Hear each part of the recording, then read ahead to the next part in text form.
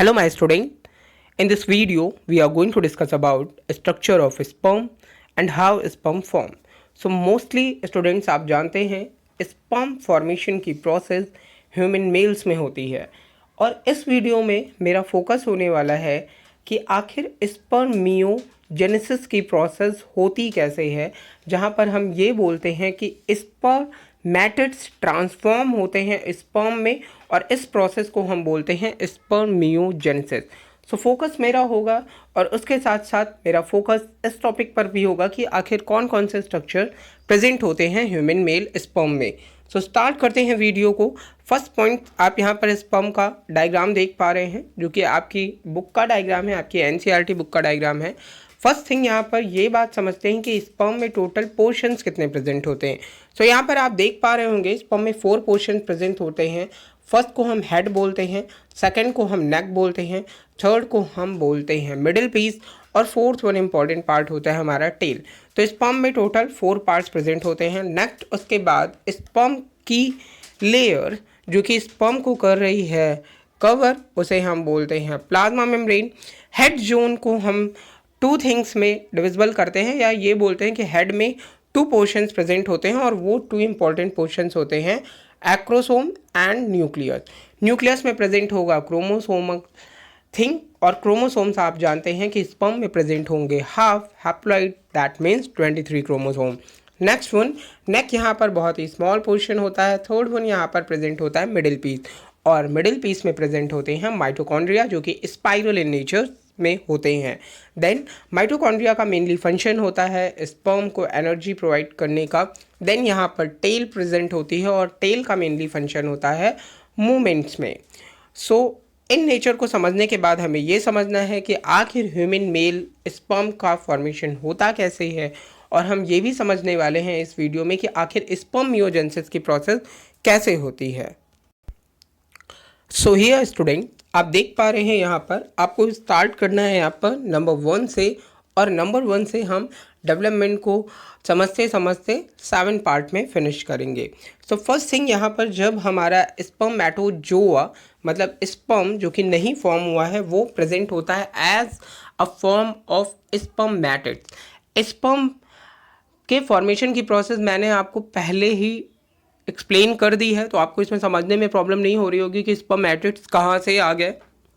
सो spermatids में mostly जो portion present होते हैं, क्योंकि स्पर्मेटिड्स एक सेल है तो सेल में सिंपल सी बात है कि वहाँ न्यूक्लियस प्रेजेंट होगा। न्यूक्लियस प्रेजेंट होने के साथ साथ यहाँ पर गोल्जी अपरेटस प्रेजेंट होगा और माइटोकॉन्ड्रिया सेल ऑर्गेनेल्स प्रेजेंट होंगे, एंड देन उससे रिलेटेड और भी साइटोप्लाज्म और जो भी दूसरे सेल ऑर्गेनेल्स हैं वो प्रेजेंट होते हैं। नेक्स्ट वन स्टूडेंट, यहाँ पर हम अगली चीज़ समझते हैं कि यहाँ पर इस सेल में प्रेजेंट सेंट्रियोल, ये सेंट्रियोल 2 पोर्शंस में डिवाइड होता है और ये सेंट्रियोल डिवाइड होकर के 2 जो नए सेंट्रियोल्स का फॉर्मेशन करता है, इन्हें हम proximal centriole and distal centriole बोलते हैं। सो प्रॉक्सिमल सेंट्रियोल और डिस्टल सेंट्रियोल का अपना एक अलग ही फंक्शन होता है और ये बहुत ही इम्पॉर्टेंट पार्ट होते हैं एक स्पर्म में, और इनका मेन इम्पॉर्टेंट रोल होता है स्पर्मिएशन, या हम स्पर्मिएशन नहीं, जिसे हम स्पर्मियोजेनेसिस बोलते हैं। तो फर्स्ट वन यहाँ पर मैं आपको प्रॉक्सिमल सेंट्रियोल का फंक्शन बताता हूँ। प्रॉक्सिमल सेंट्रियोल एंटीरियर सेंट्रियोल भी बोला जाता है और इसका मेनली काम होता है जाइगोटिक क्लीवेज का। इट मीन्स स्टूडेंट्स की जाइगोट फॉर्म होने के बाद मतलब फर्टिलाइजेशन के बाद जो क्लीवेज कराना होता है जाइगोट का, उसमें पार्टिसिपेट करता है प्रॉक्सिमल सेंट्रियोल। मैंने पहले भी आपको बताया था कि जाइगोट फॉर्म होने के बाद मेल स्पर्म के सेंट्रियोल का ही प्रॉपर यूज़ होता है जो कि आगे जाकर के डिवीज़न कराता है।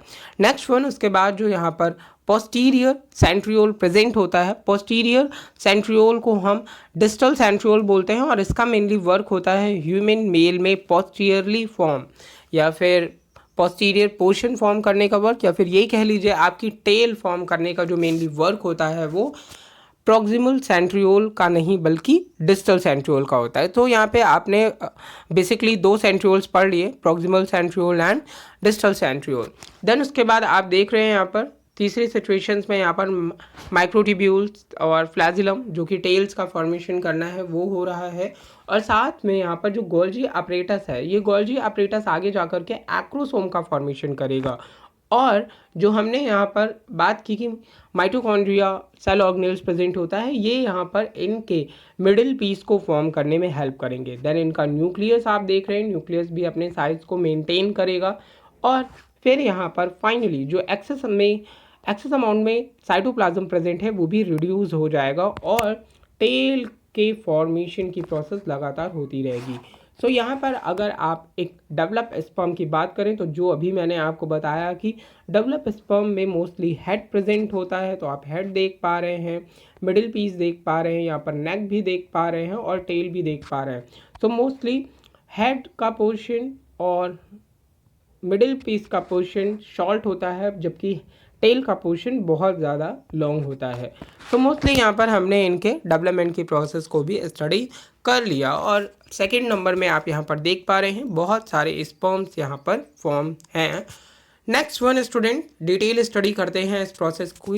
होपफुली आपको ये समझ में आया होगा कि स्पर्म मियोजेनेसिस की प्रोसेस कैसे हुई और आपको इस प्रोसेस में कोई प्रॉब्लम नहीं होगी।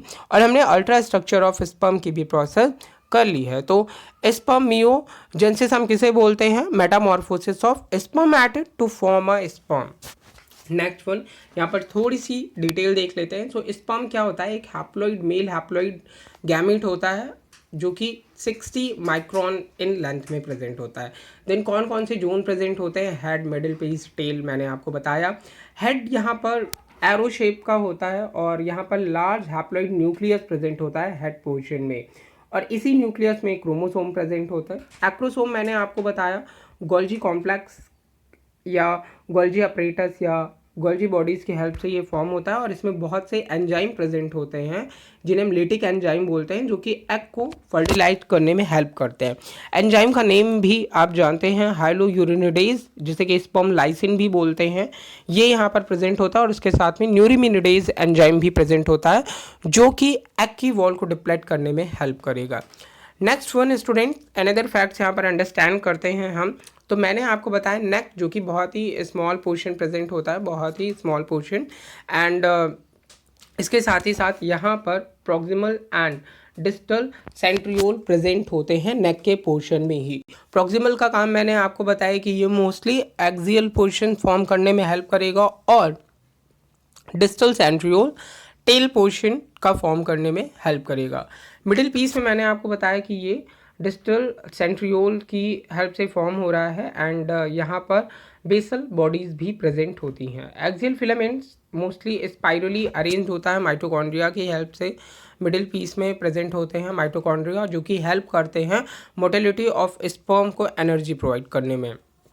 नेक्स्ट वन उसके बाद आप जानते हैं टेल जो कि डिवाइडेड होते हैं, प्रिंसिपल पीस होता है या फिर एंड पीस एक तरीके से हम उसमें बोलते हैं कि दोनों जोन यहाँ पे प्रेजेंट होते हैं। एंड देन उसके बाद जो प्रिंसिपल पीस है वो एक्सियल फिलामेंट सराउंड करता है प्लाज्मा मेम्ब्रेन, एंड देन जो एंड पीस होता है उसमें प्रोटोप्लाज्मिक सीथ नहीं प्रेजेंट होती।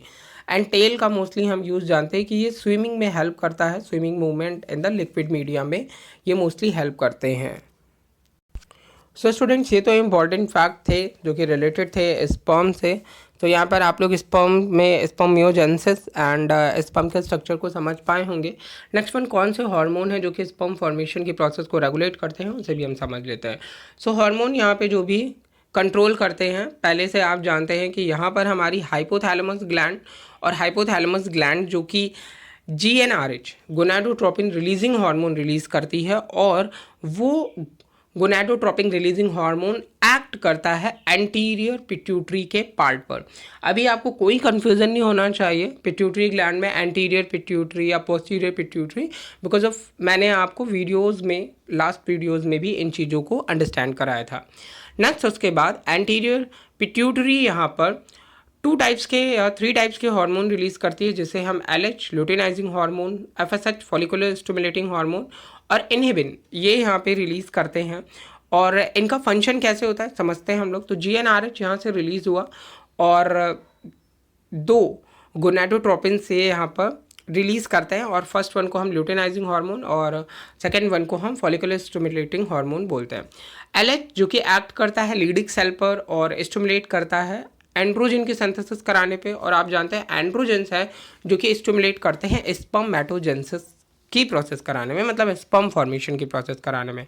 एफएसएच की बात करें यहाँ पर, तो एफएसएच एक्ट करता है सर्टोली सेल्स पे और स्टिमुलेट करता है स्पर्मेटोजेनेसिस की प्रोसेस को। तो इस तरीके से ये प्रॉपरली यहाँ पर फंक्शन होते हैं। नेक्स्ट वन आपके माइंड में आ रहा होगा कि आखिर ये इनहिबिन क्या है, और इनहिबिन का फंक्शन मैंने अभी तक नहीं बताया आपको, तो आप लिसन करिए। इनहिबिन एक तरीके का फीडबैक आप बोल सकते हो, फीडबैक की प्रोसेस करता है। ये इनहिबिन जो कि एक तरीके का एंजाइम होता है और ये सेक्रीट होता है सर्टोली सेल्स से। तो यहाँ पे अगर मैंने मेंशन कर दिया अगर कि एंटीरियर पिट्यूटरी से इनहिबिन रिलीज़ होता है, तो बिल्कुल नहीं। और इनहिबिन रिलीज़ हो रहा है कहाँ से? सर्टोली सेल से रिलीज़ हो रहा है, और एक तरीके का एंजाइम है जो कि इनहिबिट करता है टेस्टोस्टेरोन के सेक्रीशन को, और स्पर्मेटोजेनेसिस की जो प्रोसेस है उसमें एक तरीके से फीडबैक दे रहा है कि अगर स्पर्म का फॉर्मेशन हो रहा है, टेस्टोस्टेरोन का लेवल बढ़ रहा है, या फिर जिसे हम एक तरीके से एंड्रोजन बोल रहे हैं उसका फॉर्मेशन बढ़ रहा है, तो ये फीडबैक प्रोवाइड करेगा, और सो इसे हम इनहिबिन बोलते हैं। सो फुल स्टूडेंट, ये प्रोसेस आपको समझ में आई होगी। Thank you.